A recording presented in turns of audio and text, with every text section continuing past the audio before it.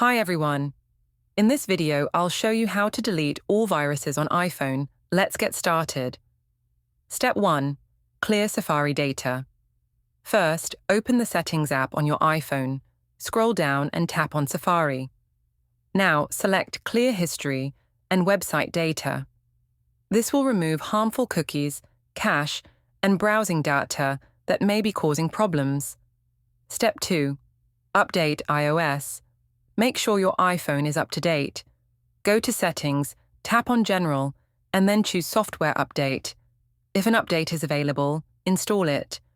Apple frequently releases updates that patch security issues and improve device performance.